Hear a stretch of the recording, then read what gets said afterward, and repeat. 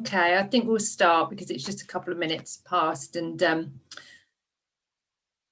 we can get going on the talks. So welcome everybody. It's lovely to see you all here for our second seminar of our festival series for our 85th anniversary. I'm Kirsty Patrick, the Mass Observation Projects Officer, and today we have three great speakers who have used mass observation extensively. We will be recording the papers and they'll be available on YouTube once we've done the editing in a week or so, but we will not be recording the Q&A or the discussion, so just to let you know of that. And just to add, we're going to be having a break in July and August from these seminars, but we'll be starting back on the 21st of September. So there'll be further information on social media and our mailing list and on the website for that. So now I'm going to hand over to Professor Ben Highmore, who's one of our trustees of mass observation, who's going to chair the session and facilitate the discussion. Great, well, it's good to see you all here. So this is for the 85th anniversary of mass observation. The way the sessions are going to go today is that all the three speakers will speak one after the other, and then there'll be questions at the end. So do keep your questions till then, but also use the chat button to put questions in as you go along. So the first speaker is going to be Nick Clarke. He's the Associate Professor of Human Geography at the University of Southampton, and his research focuses on issues of governance and citizenship. And he's been conducting research using mass observation for a number of years, but most recently using the COVID diaries and all the kind of COVID information that mass observation has been collecting. He also ran a very good seminar series last year. The second speaker is Rachel Hurdley, who is a research fellow in cultural sociology at Cardiff University. Her PhD had the wonderful title of Dismantling the Mantelpiece, which I think is just superb. And since then, she's gone on to move from mantelpieces to corridors and doors. She's moving across domestic space with a miraculous micro sensitivity. You might have heard her on Radio 4, where she's done a number of programs, but if you haven't, I advise you to check that out on BBC, on their website. I can't remember what it's called, BBC Sounds, that's right, Sounds. Our third speaker is Rose Lindsey, who is a Senior Research Fellow in the Department of Sociology, Social Policy and Criminology, also at the University of Southampton, like Nick. Her interest is with third sector volunteers, and she's used mass observation over a number of years to look at kind of voluntary action and what volunteering has meant, and has used a very kind of early mass observation work to look at how the Beveridge report was received. Just before we crack on with Nick's talk, I just want to point out that all three speakers are from what we would think of as social sciences. Two are sociologists, one is a geographer. But all three have been developing kind of methods that are very close to the humanities in lots of ways. Close listening, real attention to the kind of poetics of the way people represent their thoughts, feelings, and opinions. In fact, Rachel has been using drawing as a way of thinking about kind of methodology. So I'm going to just leave a kind of question hanging in the air to wonder if mass observation is particularly good at breaking down some of the barriers that we have between the social sciences and the humanities, and if that is actually something, one of its incredible potentials for thinking about interdisciplinary research. Anyway, I'll leave that hanging and invite Nick to share his screen and to start his presentation. Thanks, Nick. Thanks very much, Ben. Can everyone see my first slide? Great, thank you. And that's a nice link into my talk, I think, Ben, talking about the relationship between the social sciences and the arts and humanities. I want to talk about mass observation and the human sciences. And the title comes from an introduction I've been writing to a special issue I'm currently working on with the journal History of the Human Sciences. The special issue came out of a seminar series organised last year by myself, Clive Barnett, Kirsty Patrick and Jessica Scantlebury on using mass observations COVID-19 collections. So hopefully what I've got to say today provides a nice link between last year's seminar series and this year's series. Hopefully it also follows nicely from the first seminar in this year's series when Bloomsbury's Mass Observation Critical series was launched. In that session, in the discussion, Dorothy Sheridan posed the question of how the two periods of mass observation are thought of together, compared, contrasted, read through each other, and the implications of that for understandings of mass observation.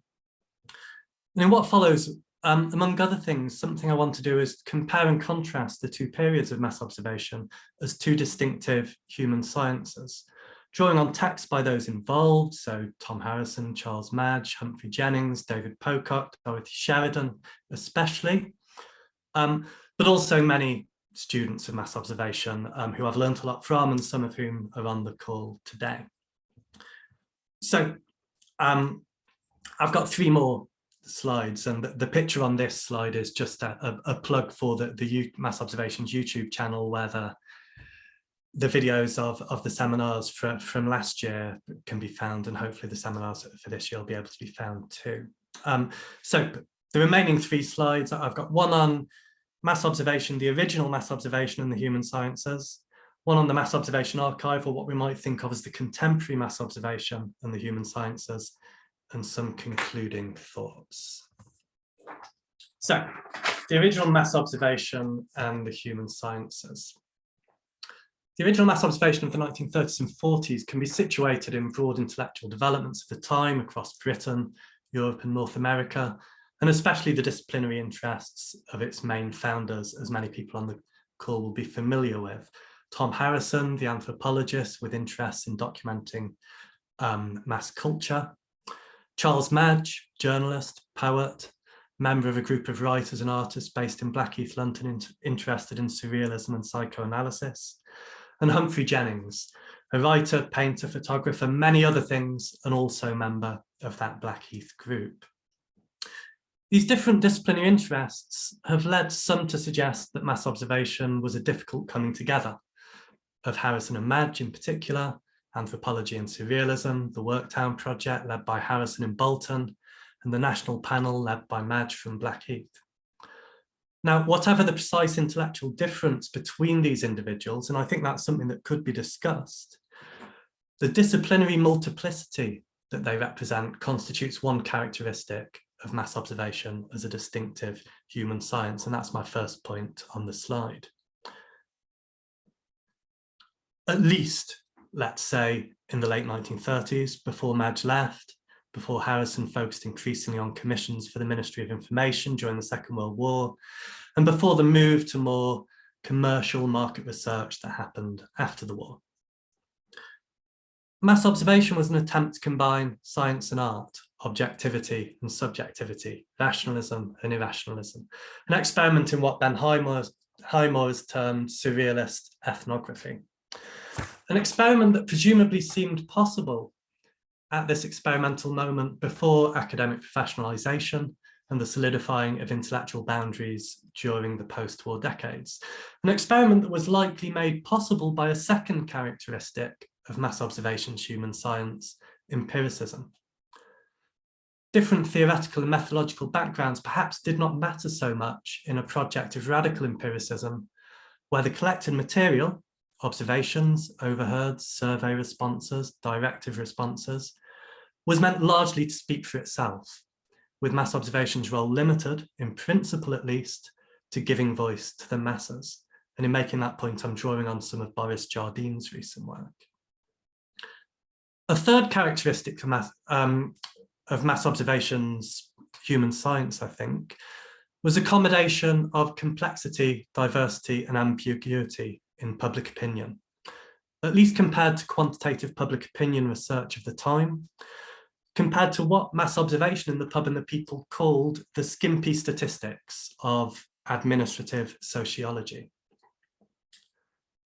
A fourth characteristic of mass observation's human science was its prioritising of the ordinary. Smoking, pub going, participation in Littlewoods pools, etc. Modern British culture understood as mass culture and thought to be underrepresented in both Parliament and the newspapers. This, we might say, was mass observation as science of the people, documenting their beliefs, feelings, and behaviour. The fifth characteristic was use of observers to collect and report observations and their own thoughts and feelings. And this, we might say, was mass observation as science by the people.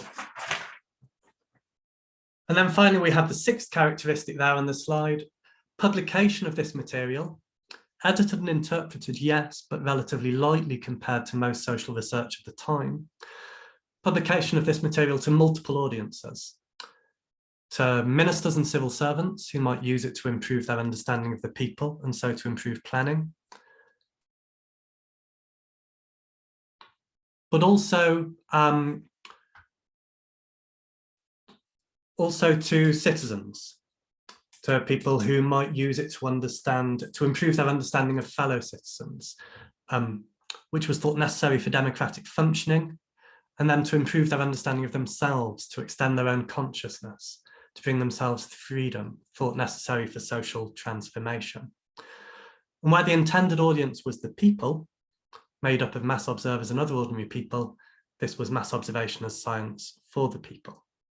So in the last three characteristics, numbers 4, 5, and 6 on the slide, we see mass observation as a democratic science of the people, by the people, for the people. And in saying this, I'm inspired by Jeremy McClancy, who described mass observation as ethnography of the people, by the people, for the people. Presumably in turn inspired by Abraham Lincoln's line from the Gettysburg Address, government of the people, by the people, for the people. But then, so far as I can tell, McClancy didn't fully develop this description. And I'd welcome comments if anyone thinks that's not the case and I've missed something. And in saying this, I'm also inspired by Ben Highmore's interpretation of mass observation as a political project concerned with democracy. So against a background of rising fascism in Europe, mass observation would confront elite representations of the people with what Highmore terms the heterogeneous actuality of people. Now, even in the late 1930s, mass observation did not fully succeed in putting all characteristics of this distinctive science into practice. Its programme of publishing material to its observers and the broader public, for example, struggled to cope with too much collected material, too few editors, especially once the war took some of them away, and the high cost of early books like May the 12th, which put them beyond the reach of many ordinary people. Mass observation also became less distinctive over time as it responded to criticism of its approach, responded to the preferences and expectations of those in government and the private sector it depended on for commissions and income, and gradually tried to fit in more with an increasingly quantitative statistical social science of public and market opinion. So let me move on from the original mass observation in the human sciences to the mass observation archive in the human sciences, or what we might think of as the contemporary mass observation. So the Mass Observation Archive was founded in 1975 as an archive of papers from the original mass observation, with Tom Harrison as its first director. But within a few years, under its second and third directors, David Pocock and Dorothy Sheridan, it became an active research organisation in its own right. So today, its ongoing research project, as many people on the call will know, include the Mass Observation Project, which might be thought of or seen as the revival of the national panel run by the original mass organisation, though with some differences that we'll come to shortly. And the 12th of May Project, which might be seen as the revival of the day diaries collected by the original mass observation and some of the broader research ideas behind Jennings and Madger's May the 12th. These projects and others, and the ongoing archiving and publishing work done by the Mass Observation Archive, constitute what might be thought of as a contemporary mass observation, centred on the Mass Observation Archive and both connected to and distinct from the original mass observation. This contemporary mass observation has now been in existence for almost half a century. Scholars began taking the human science of the original mass observation seriously during the 1970s, just 4 decades after its first years of work. So it seems like it's a good time to take the contemporary mass observation seriously as its own form of human science and with its own place in the history of the human sciences. Of course, building on the work of others who've been trying to do this for a while now. If the original mass observation influenced contemporary mass observation, then so did other human sciences of the 20th century. One was anthropology, but less the anthropology of Tom Harrison, founder of the original mass observation and first director of the Mass Observation Archive, whose anthropology aspired to positivist scientific rigor, and more the anthropology of his successor as director, David Pocock, founder of the Mass Observation Project. So Pocock's anthropology was the Oxford or social anthropology associated with Evans Pritchard. It was a humanistic anthropology, concerned with how meaning is constructed and interpreted in everyday life, and people's own concepts, models, and theories of social life. Pocock described his own version of this as personal anthropology, the study of socially constructed ideas, concepts, and theories of self and society that are held by people and used to inform practices and relationships. And the Mass Observation Project would be used to access these personal epistemologies. After Pocock, the next director of the Mass Observation Archive also left her mark on the Mass Observation Project. So Dorothy Sheridan, as many people will know, has described herself as a feminist interested in women and gender and in combining social documentary and autobiography, the public and the private, the political and the personal. She led the Mass Observation Project for almost 2 decades, influenced by this feminism and associated interests in life story projects, community writing, and ethnographic and participatory research. These interests led her to view the Mass Observation Project as primarily a life history project, as opposed to a form of social survey research. In this view, the Mass Observation Archive becomes primarily an archive of autobiographical writing, produced from Sheridan's directives on childhood, education, work, marriage, ageing, and so on, from which autobiographical essays might be produced by researchers, and I'm thinking here of people like James Hinton, influenced by the traditions already mentioned and also numerous allied movements in history, social history, history from below, the history workshop movement, oral history, and the biographical turn in history. So in all this, we can already see the bones of the contemporary mass observation's human science. It's a project informed by social anthropology and feminism that collects autobiographical writing, and through that provides access to people's understandings of self and society. But let me add some flesh to these bones by identifying some additional characteristics of this human science, including characteristics that situate it in relation to the original mass observation. So like the original mass observation, research centred on the Mass Observation Archive focuses on the everyday lives of ordinary people, and this is part 1 on the current slide. Indeed, writers for the Mass Observation Project mostly identify as ordinary people, by which they seem to mean people without success, fame, or influence, who don't usually get an opportunity to go on record, unlike politicians, celebrities, journalists, and academics. The difference is that while the national panel of the original mass observation contained many young men, at least initially, the panel of the Mass Observation Project has been consistently skewed towards older women. So one characteristic, the second one of the contemporary mass observation, is a particular focus on the lives and experiences of women. The third characteristic is that archivists at the Mass Observation Archive mobilise ordinary people, especially ordinary women, as writers, encouraging them to write themselves, and in doing so to write Britain, in the terms used by Sheridan et al. In that great book, Writing Ourselves.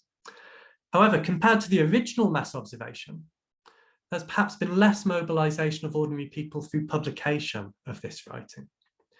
Recall that the original mass observation sought to mobilise people as good democratic subjects or even revolutionary subjects by two means: recruiting them as observers and then publishing observations back to them as readers. Mass Observation Archive, I'd argue, has been more active in publishing collections of material from the 1930s and 40s than from the Mass Observation Project or the 12th of May Project. So while the human science of the original mass observation was oriented towards the present, collecting material for use by researchers, government and citizens at the time, though much of that material was only ever used later by historians, the contemporary mass observation is arguably oriented more towards the future, collecting material for use by future historians. And indeed, that's how many contributors to the Mass Observation Archive view their contributions, as voices of ordinary people speaking to future historians. Now, some caveats are due here. Contributor material often does get used by social scientists focused on the present, producing analyses for other researchers and students. The archivists do frequently update contributors on how their contributions are being used for current research. There have been projects aimed at bringing writing from the Mass Observation Project to broader audiences, such as the Observing the 80s project. And there are ongoing projects that could do something similar for more recent material. And I'm thinking here of Mass Observing COVID-19, which is a project currently funded by the Wellcome Trust. There are also constraints in which the Mass Observation Archive must operate at the moment. Much of its current funding comes from publishing material behind the paywall of Adam Matthew Digital, to which only researchers at certain institutions have access. So I acknowledge all of this, but still think the original point holds, that while the original mass observation sought to mobilise ordinary people as both writers or observers and readers of mass observation publications, the contemporary mass observation mobilises ordinary people primarily as writers. I'll return to that point in my concluding comments. A fourth characteristic on the slide of the distinctive human science of the contemporary mass observation is the way it generates and archives writing that's both subjective, with panelists writing to construct and promote their identity, and intersubjective or dialogic. Panelists write in response to directives not just as respondents, but as correspondents, engaged in an ongoing conversation with the archivists, sometimes over years and even decades. These long-term trusting relationships encourage particularly frank writing, while producing longitudinal sets of writing that capture uncertainties, tensions, contradictions, all of the ambiguities, complexities, confusions that make up human experience in full. As correspondents, panelists also regularly contest and seek to transform the position they've been given, whether in the directives themselves, broader public discourses, or more private interactions. The materials archived by the Mass Observation Archive, therefore, lend themselves especially well to researching top-down and bottom-up processes. And then I've got a final characteristic of the contemporary mass observation on the slide, which is that the archive and its research projects and materials are located between the humanities and the social sciences, and draw from and attract sociologists, human geographers, literacy scholars, historians, and many others. Indeed, one function of the contemporary mass observation, we might say, is that it's performed for the human sciences in the early 21st century, is that it generates and hosts methodological debates between scholars from the arts and humanities and social sciences regarding how to interpret written sources and to analyse qualitative data. And this seminar series might be seen as one of those platforms or stages. So just moving to some concluding thoughts quickly. I started the talk by making a link back to my last project, last year's seminar series on using mass observations COVID-19 collections. And I also made a link back to the previous seminar in this current series when the new Bloomsbury series was launched. And I want to finish by picking up something from that previous seminar and also linking to what will hopefully be my next project. So there was a brief discussion last time around about the word critical in the title of the new book series, Mass Observation Critical series. And I found myself wondering a bit about that word. Does it mean reading materials in the Mass Observation Archive through critical frameworks, as I think someone said last time around? And if so, how does that fit with the original Mass Observation's radical empiricism, its attempt to let observations, overheards, survey responses and directed responses speak for themselves?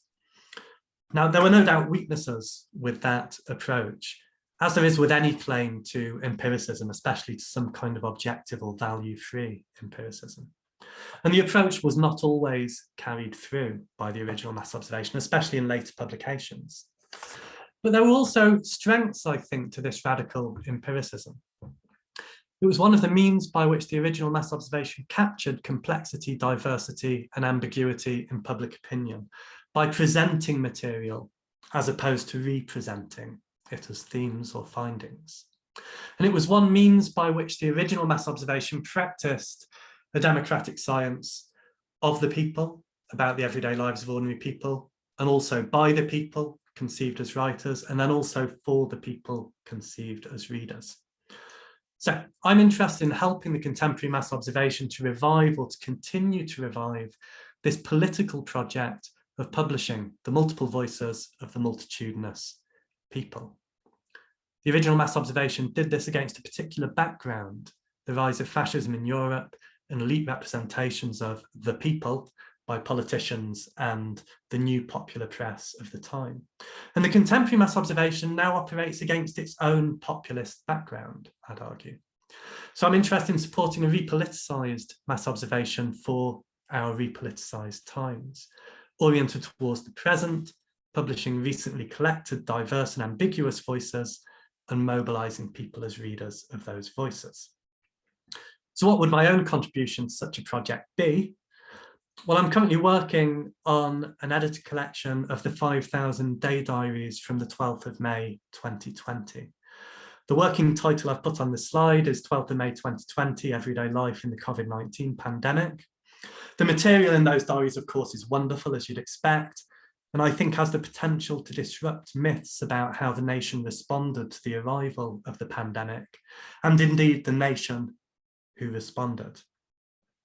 With such myths already solidifying and public hearings for the public inquiry due to begin in 2023, I'm trying to get on with that work at the moment. And I'll stop there. Thank you very much.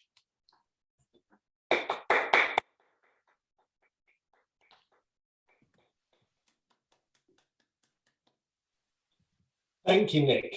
That was a really invigorating talk. That's a kind of future for mass observation mapped out there. Next up, I'd like to invite Rachel Hurdley. Thanks, Ben. Thanks, Nick, for starting us off with a great talk. Before I carry on, I'm just going to try to share my screen. This is my only PowerPoint.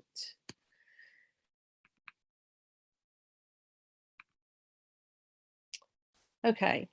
Oh, good. You can see it. Now, just to get back to Ben's interesting thought about whether about mass observation kind of pulling sociologists more in the direction of the humanities.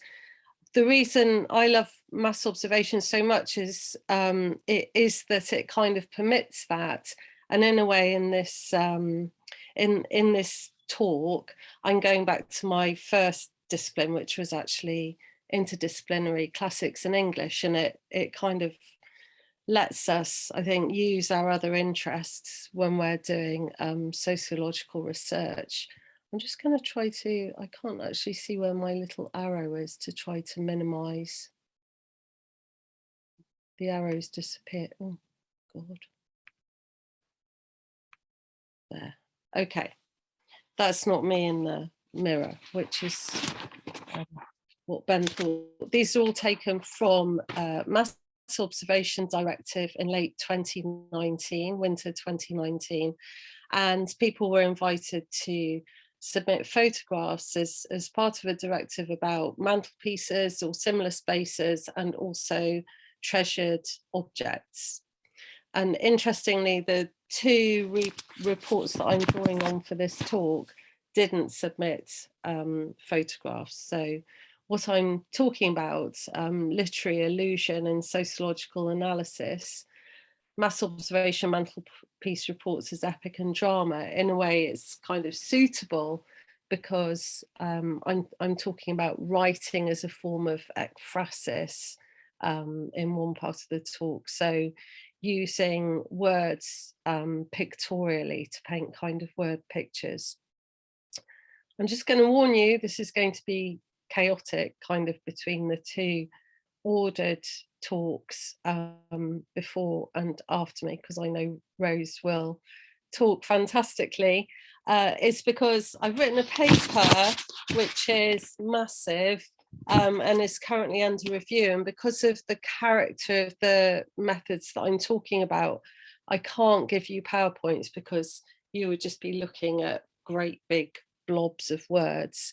So I'm going to have to try to précis what the process of doing this method is about without kind of reading out huge tracts. And this is about using a hunch when reading mass observation writing or any other kind of writing, because I kind of use this thought, which I follow in mass observation mantelpiece writings, to think about other forms of sociological data, particularly writing by participants or by me as a participant observer. And this all kind of started when I was looking at the mantelpiece reports from 1937 and 1983. And when I was writing about those, I had these kind of little hunches, and one was to do with the Simon Armitage poem About His Person, which is about the contents of, the belongings of a man who's found dead, possibly who's committed suicide. It's a list, really. So it's about how mantelpieces are lists, but they're far more than that, because through reading these lists, it's very tempting to sort of flesh out the parts into a full biography of a person. So that was the first kind of elusive little hunch that I had when reading those earlier reports. And then reading the 1983 reports, what I kept thinking about was Alan Bennett's play Enjoy, which was written in 1980, just when kind of British culture was getting carried away with the heritage turn. And he talks about the mantelpiece as an altar, a shrine, and so on. And so I'd written about those briefly, and then reading these 56 reports in response to the 2019 directive, I started to get these other hunches. And I think it's through that kind of repeated reading of archive materials that, and obviously other research materials, that things start to come out. And this is entirely subjective. What this method is, what this kind of hunch methodology is, which is a bit of a grand term really, it is about following your own hunches, about listening to those kind of little marginal voices, or about following felt hunches, really, because what I see this method as contributing to really is textural sociology, which De La Fuente wrote about in 2019, that I'm talking about the cultural and the social, but also about the material, about the kind of substance, really, of texts. You know, they're not just these surfaces.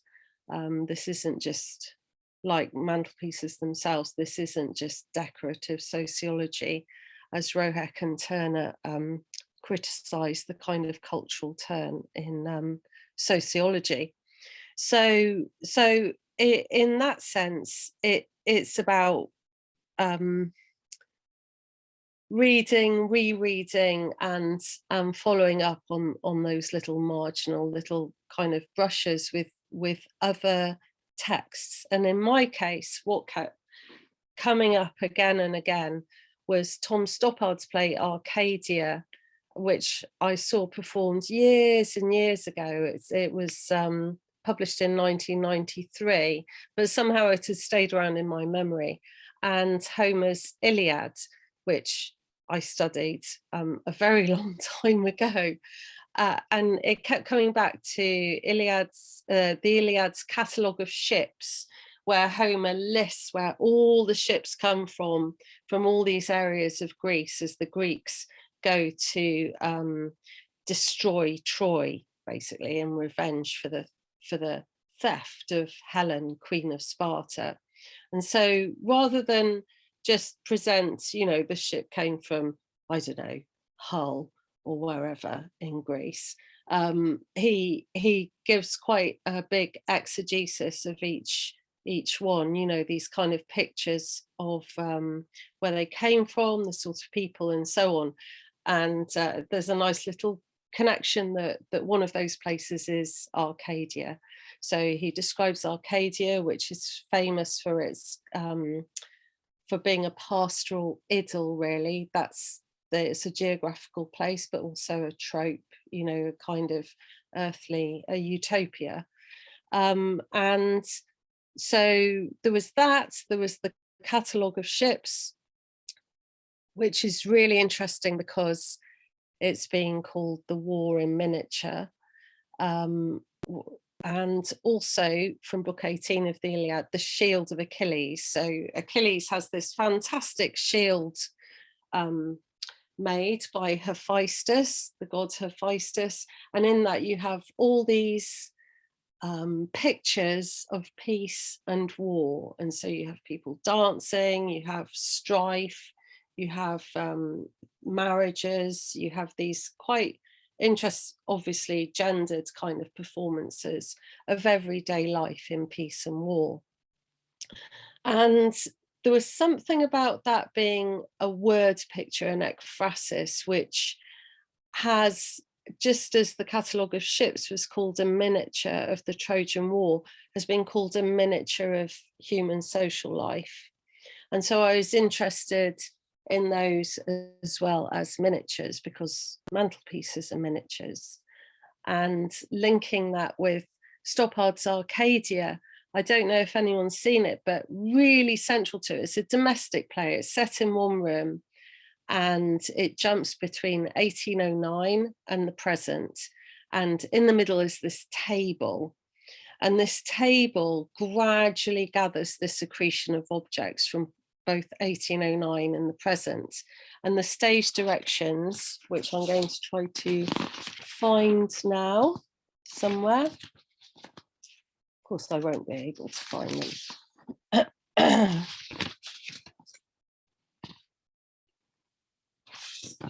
Let's see. No, I can't find them. But anyway, for Stoppard, the stage directions are really important. So he says, if something is kind of out of place, like a coffee mug will still be there in 1809, just ignore it. It's as if it was invisible.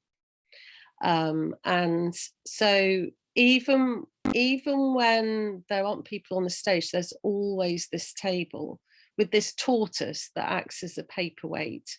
And sometimes it's Septimus's tortoise from the past, and sometimes it's a tortoise from the present. So there's a lot of interplay. The play is about kind of quantum physics. It's about past and future, about nature and culture.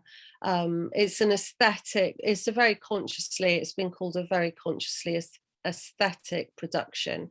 It's not meant to be kind of everyday life, the mess of ordinary everyday life. It's been produced in this performance.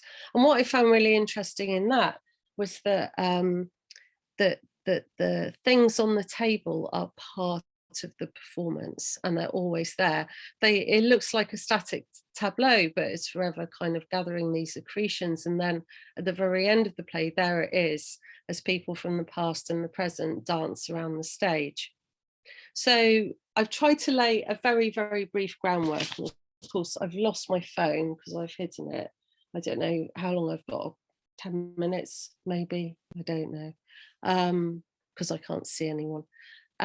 So I was thinking about Arcadia, about the Iliad, and about mantelpiece texts about mantelpieces, these little, you could call them literary texts that aren't consciously produced as literary texts, but there's something about them, and not just in terms of form. They're very frequently in lists with little kind of stories attached to each thing, but also in terms of their substance, their content. We're talking about the mantelpiece, which are, is this little aesthetic production in the middle of the main reception room of the house, of the household, and thinking about this idea of epic and this idea of drama. And the point I want to make about this method is it's not meant to be theoretical kind of up in the sky sort of thinking, and that's why I regret really that this paper isn't out yet, because it's about making elusive, not direct links between particular pieces of writing within the context of their genre and particular pieces of mass observation writing by observers. So this is a bit more general than I'd like. But the way that I started thinking about the mantelpiece writing was that the things that were being described in these kind of word pictures, particularly in the case of the two that I examine for the sake of the paper, which don't have photos, these word pictures of what appear to be static tableau, but actually when people start writing about the things on their mantelpieces, these are performers, and they're performers in the past and in the present. So for example, if you look at this isn't in the paper, but if you look at the top middle mantelpiece, the writer, who's a woman, has cards up, which is very much about the present, but it's also embedded in tradition, in social ritual, in rites of passage. She's got flowers, which are very much present and alive. She's got a bunny rabbit, and she's also got this clock, which is made from the propeller of the plane which her father flew in the Second World War. And the other photo she provides is of her father holding this clock, which works incidentally. So many don't work. There's a lot of kind of out of time stuff going on mantelpieces. So there's a story to that. There's a performance to that. Her father being presented with the propeller, taking it to be made into a clock, and then her getting the clock adapted so that it continues to work. And so what these are, in a way, are interruptions into the everyday drama of human social life. And we get these little points at which stories are told about these objects on the mantelpiece for mass observation. But what we can see is that they're part of this much bigger kind of epic, really, of everyday life. And to link with that, because this is all very much work in process, is the idea of drama, the drama of everyday life. And this, we can start thinking about Goffman's dramaturgy, where, he obviously writes about the performance of everyday life. But I want to take a little bit of an exception to what he writes about, because he says that, the setting, the background to social interaction sets the tone for those interactions. But he also says that once people leave the front stage, it then reverts to being backstage, and they revert to being their kind of intimate selves. and this kind of reciprocal, intimate relationship is what is played out in their interactions. But what mantelpieces do is they keep the drama in there. You know, it's all being played out anyway. People, the audience goes away, but we're all audiencing each other and we're all playing parts all the time. But what this does, this little stage set, is to keep all these other times and places going on. And that was what really caught me about the catalogue of ships. It's been called a spatial mnemonic. And what mantelpieces do as well is, you know, a lot of people say, well, I got this in Plymouth, I got this when I went to Japan, I met my son for lunch, you know, at such and such a place, and we've got this. Is they're temporal mnemonics, and they're also spatial mnemonics, and they perform life in miniature. And just to expand on that, really, the two mantelpiece reports that I pull out for the paper are part of a 2019 collection, which then linked to the 1983 and the 1937 collections. And they then fit into this great collection of the Mass Observation Archive. And so these little spaces and these little bits of text are their own dramas, they're their own epics in miniature. This is all in miniature, just like the mantelpieces. There's this, what's the word? Not analogy. It's this idea of a textual sociology, really. The style and the substance kind of, you know, they come together, the textual and the material. That they're part of this wider epic that we see unfolding directive by directive, you know, and that at some point in the future it may end, but right now it's ongoing. And within all those directives, there is this drama of ordinary lives being played out all the time. And we just get these little interrupted moments where people stop to write it down. Have I spoken for 20 minutes? I'm not sure, because I didn't watch the clock. I'm going to try to stop the share and go back to this. How am I doing for time? That's absolutely perfect. That's 20 minutes exactly. Brilliant. Okay, thanks everyone. Thank you, Rachel. There was an exhibition I once saw called The Epic and the Everyday, and I think that is absolutely kind of on the money with your paper. There's so many things I want to follow up on in terms of things like hunch, which I'm sure we'll get back to. Now, our third and final paper is by Rose Lindsey. So I'd like to welcome Rose Lindsey to share her screen. Hi, yes, I'll attempt to do that now.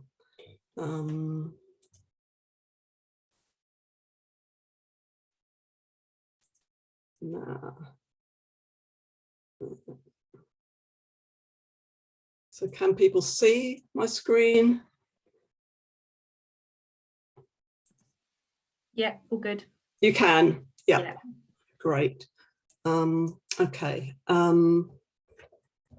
Right. So this sort of a much more detailed discussion of how we've used mass observation material rather than the sort of more sort of conceptual overviews that Nick and Rachel have gone into. So this is just going to talk about really about focusing on a study that I was involved in for a couple of years, and it ended just before the pandemic.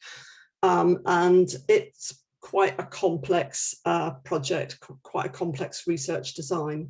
So it was looking at two particular points in time, the 1940s, the 2010s.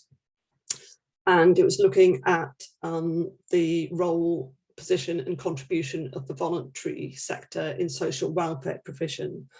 And the idea was to look at a series of different narratives on these particular research questions.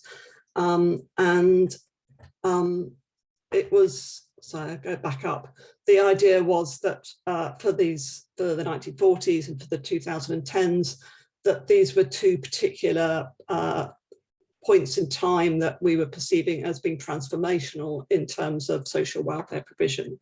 And the reason for that was that we've got, in the 1940s, got the publication of the Beveridge Report, and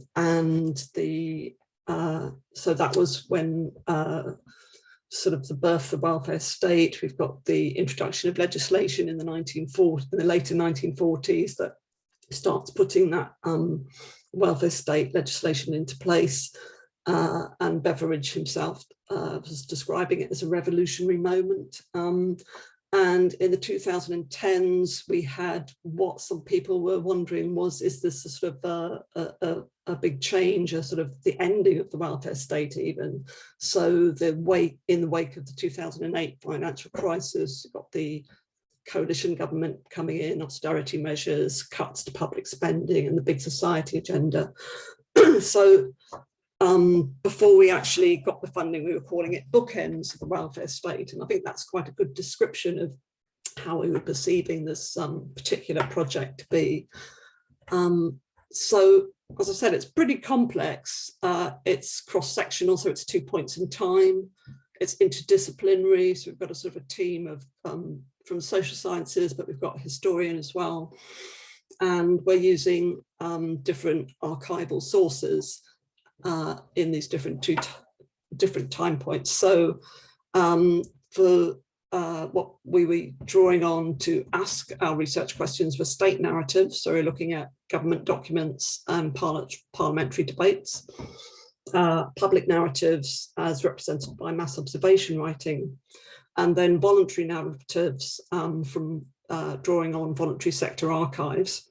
So we're sort of using these three big sources, but then also it's a very complicated design, thinking about fields as well. So the study was focusing on the broader field of voluntary actions. So using material from archives that the charity that now represents is NCVO, and then the field of children, and that now is represented by the charity Children England, and then young people, and that's UK Youth, and older people, and that's now Age UK. So really quite complicated. And to add to that, we've got a team from Newcastle, Southampton, Birmingham, Sheffield. So we've got a sort of a big sort of broad team. We've got mass observation involved as well, and we've got our charities who were partners in the project as well. So it's actually, as well as being complicated, it was very time intensive. So what I'm just going to kind of run through now is some of the challenges that we faced in actually implementing the project design, and just to kind of inform really how we went about it, where we made some mistakes, and what we do differently, and what we would, what we think the value of it was really. So the first challenge that we experienced was that when we wrote the funding bid, we got in touch with our charities, and they were very interested, they were very excited, and they said, yes, that's great, in principle, we'd really like to be involved, we'll share our archives with you.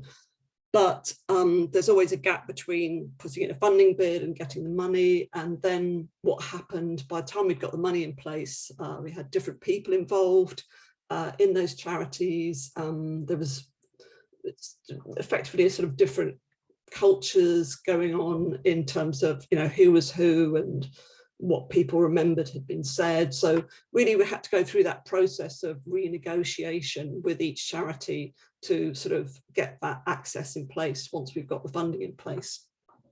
So access was one issue, and then condition of archives was another issue. So one of the issues for the 1940s materials was that we had some charities had deposited their material with some curating organisations. That was great, but others were in quite a dispersed, fragmented state.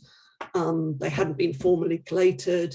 So this required a lengthy process of co-curation with our charity partners. We weren't quite sure what was missing.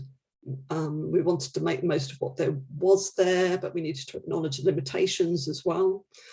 And then with the 2010s material, we had our charities again were sort of keen to be involved, but some of those archives weren't really being perceived as archives because they were sort of contemporary. So stuff was, we were doing this in 2017 to 19, so stuff was still going on, material was being generated, and some quite sensitive issues were taking place as well. So we needed to be really careful and to sort of work with charities on, I'll come back to that actually, but we had to work with charities around access, but also that those archives weren't really archives. They were sort of fragmented and held by different individuals, by different departments. And there was a really large volume of material as well. So it was sort of a wheat from chaff problem that we had to engage with. The state material that we were using is just very well collated and accessible, but again, there's problems with volume with that. And then mass observation material is great, it's collated, it's easy to find and see what there is. But one of the things we needed to make sure that we did between with the sort of the public narrative, so the mass observation writing, and the charity material and the state archival material, was to find points of comparability and dialogue. And this had to happen pre-analysis. So we need to be identifying what we wanted to use and how it would all fit together and what we're going to analyse. And that was sort of slightly hampered by the speed at which different things were happening and different accesses were being negotiated. But with the mass observation material, we felt that was going to be a good fit because Beveridge had commissioned material on voluntary action for his volume on voluntary action. We knew we'd find that mostly in topic 53 in the first iteration of mass observation. So what did we use for mass observation? Well, we thought we were going to be looking at we did look at a lot of the Beveridge material. And so we're looking at sort of when Beveridge report was published and what happened, and overheard conversations, panel writing, street questionnaires. That was just really interesting. But actually we sort of there were some concerns about the sort of methods of data gathering, but also that material had been used and published by other writers. And we thought, well, actually, perhaps we should be really concentrating on some of the directives in 1947. So that became the focus. So we did look at the material from the Beveridge report, but the focus was very much these 3 directives in 1947. So this was April, May and June, feelings about charity, views on voluntary welfare services and state, and views on voluntary social services in June. And then for the 2010s, we had the Big Society directive, and then we also were going to commission a directive in 2018, and that was on charity and the welfare state. So we got to the point where we were actually accessing material, and one of the problems we found with some of the charitable archives was that some had been stored in a damp basement, so there was some access about not access, but some difficulties relating to sort of damage of the archives. And then when we got to look at some of the mass observation script, we did find that there was water damage as well in some of those scripts. So there was some partial legibility of the scripts, some missing material. And worst affected materials, May and June 1947, and the most complete collection was for April 1947. So we ended up thinking that we had to then sort of compromise and think, right, we're going to concentrate on the April collection, the April directive, which was feelings about charity and charitable appeals. And then another consideration, so this is all kind of these kind of pre-problem, we weren't even analysing material by this point, but these are all sort of considerations that we needed to think through before we could actually start the analysis, were ethics issues. So this is what I was talking about earlier, the 2010s charity archives. There was really some sort of quite sensitive conversations going on in some of the charities. We had some mergers going on. So we really had to be careful about what we would use, and we had to really work with our partners, our charitable partners, to make sure that we were sensitive to what their needs were, and GDPR issues. And again, this was a time-intensive negotiation.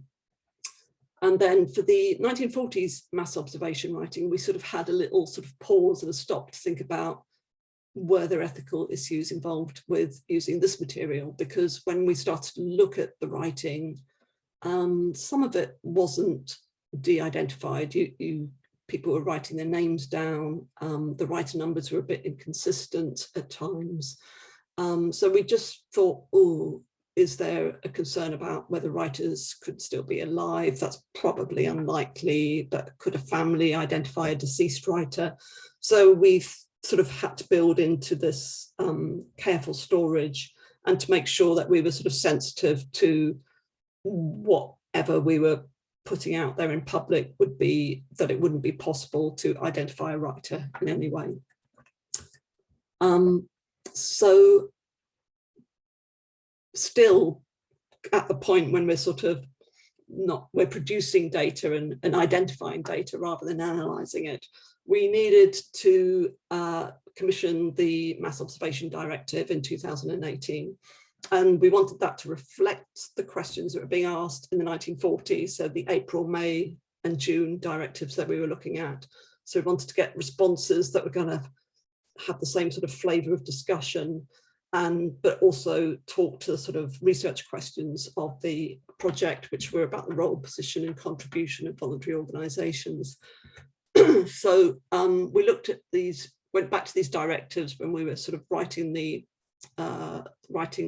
directive for 2018. So the April 1947 directive, we were looking specifically at questions 2 and 3, which were about how people feel about charity and charitable appeals. And then for May, the sort of should voluntary effort be done, but should it be taken over by the state or by other bodies?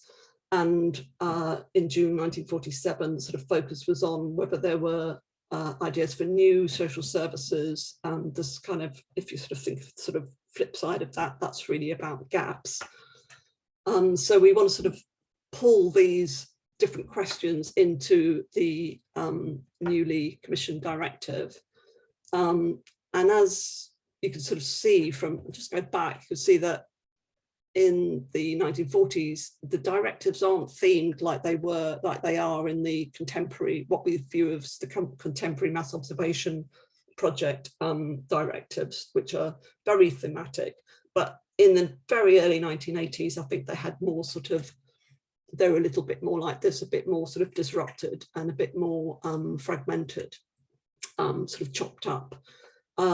So we needed to bring those into the 2018 directive. And what we ended up with, we were talking to Kirsty about it, and we were just talking, there's a sort of team of 5 of us, you know, there's a lot of input. We ended up with something that I think was very complex for writers, and you know, perhaps there's a possibility that some writers might not have understood all of the issues that we're asking about. But we were really sort of lucky that I think that writers were very generous with their time and actually sort of contributed these responses. So we got, you know, a reasonable response rate. But as you can see, it's pretty long. it's quite involved. There's a lot of sort of different themes in there. So, you know, I just think it was just great people took the time to respond, given that it is so complex. So then another issue that we were thinking about was about context. So social scientists call what historians call sort of material or their sort of normal, it's the data they use. Social scientists call it secondary qualitative data. And it's sort of taken quite a long while for the social sciences to kind of embrace that, really. So where if you look at sort of historians, so Langhammer notes that the reuse of data has always been the bread and butter of the historian. Basically, it's the historical source. But writing by social scientists on secondary qualitative data highlights the issue of context. So Gillies and Edwards and Bishop have sort of looked at these issues. And what they say is there's a need for temporal understanding and context. You need to understand the political and social context at the time in which data is being produced. But you also need to understand the meanings that we bring to the data when we're analysing it at the time of secondary analysis. So we had this team, we had our lovely social historian, Georgina, and the rest of us were sort of in the social scientists, but I've got a background in history and archaeology as well. So there's sort of, you know, we were basically an interdisciplinary team, and we were able to sort of think about understanding and immersing ourselves in the political, societal, legislative and economic context of both the 1940s and 2010s. But then there's the context of mass observation writers as well. And when I first started using mass observation writing, I just used one directive, and it was really interesting. I thought it was great. I came up with lots of thoughts about how I was using it and what people were saying. And then I did a study on sort of longitudinal use of writing, so sort of following writers through time, and realised that although I had understood what writers were saying, that actually that sort of depth and richness that you get from following a writer through time, through understanding how they, you know, their viewpoints, their thinking, how that can actually change over time, that's really important. So we wanted to bring that sense of context and understanding who mass observation writers were to this project as well. So I was surprised by actually how easy that was to do with the 1940s material by using the Adam Matthews archive, which is digital. So Stanley's, in his thesis, wrote in 1981, he sort of wrote a really great piece which kind of introduced lots of information on the first iteration of the mass observation project. And he said there were new waves of writers recruited in 1947. We could see that was happening. So we were able to look at the newer writers and look forward to context, for context on their lives. And then for the established writers who then sort of dropped out fairly soon afterwards, we were able to sort of look backwards for context. And so we were looking at a variety of bits of writing that they produced on the war, the elections, floods, weather, religion. We're also trying to sort of pick up demographics as well, and also trying to find measures of class. With the 2010s, we knew that we would have the 2008 Your Lifeline to look at, where people talk about sort of biography of themselves. And we thought that would be helpful, but actually a lot of the writers had dropped out. I think by 2018, it wasn't not all of the writers were ones that we were used to reading. So we didn't have this capacity to look at other scripts. So that immersion was more difficult, but we were able to sort of use databases and other things to sort of pick up demographics. And then this is just sort of a slide on sort of what we picked up. But we also asked in the 2018 directive, in just one sentence, which British party best represents your political view at this point in time. And that was actually quite useful. I don't think many people stuck to one sentence. There was more of a paragraph, really. But that was helpful in sort of getting a sense of where people were coming from when they were sort of answering their questions. And there were one or two who, you know, were quite sort of savvy and went, I don't think I'm going to answer that question, which I thought was interesting. So yes, so we were able to get a sort of full idea, not full, but we sort of embraced context and looked at, you know, a variety of different ways in which we would pick up context. And then finally, we had data to analyse, or material to analyse, and the original intention was to digitise, transcribe and analyse all the sources we were going to use and bring them into a computer package in vivo and use computer-assisted qualitative data analysis to do that. So this software being a tool for analysis rather than the analysis itself. So we could do that with mass observation sources because we've done that before and we knew how to do it. But then when we got to the other archival sources, that was actually much more difficult with PDFs and actually varying levels of engagement in the team about using Cactus. So some of us used it and some of us didn't.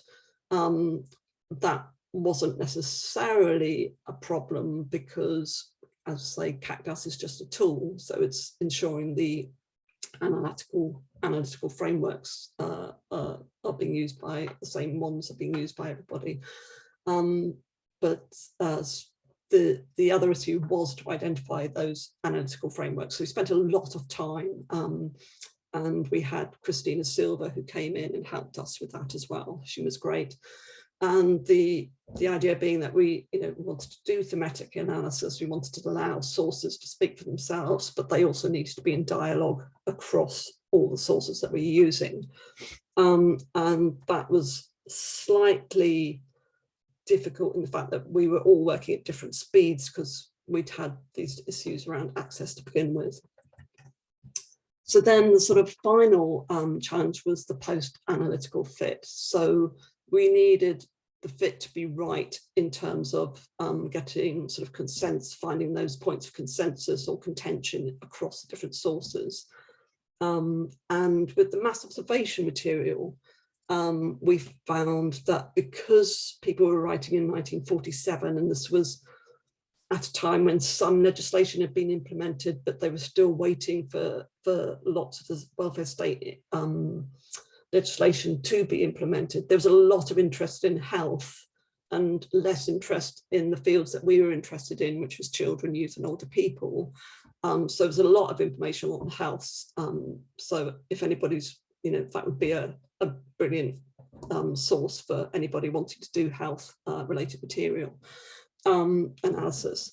But we did find some good fit between mass observation writing and the state material and the charity material, and that was around what the state should be responsible for. And we were able to pick up sort of political views of political orientations of writers and think about their identities when they were sort of responding to that. And we also got lots of material on need, attitudes to giving, attitudes to charitable beneficiaries.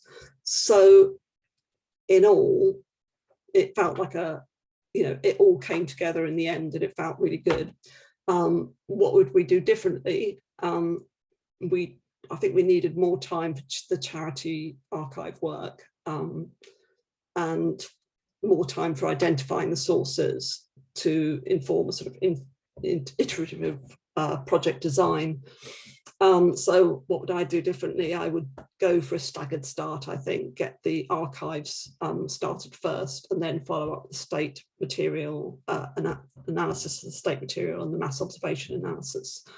And I like the directive. I think it's full of stuff, but actually perhaps a less complex commission directive might have been useful too.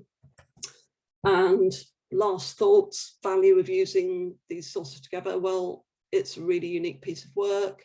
It's asking unique questions about the voluntary sector, and we were able to look at sources that nobody else had looked at before, and to bring all those sources together was amazing. And though complexity was the project's weakness, it was also the project's strength, I think. It gave us that breadth of coverage, being able to look at the voluntary sector per se and these different fields. And it gave us the value of looking back to look forward. So, it provides insight, it informs current and future societal issues. And I think it's quite relevant to the state of play that we're in today in terms of inequalities and inflation and transformations in social welfare provision. I'll stop there, and I'll stop sharing my screen, hopefully. Stop. There we go.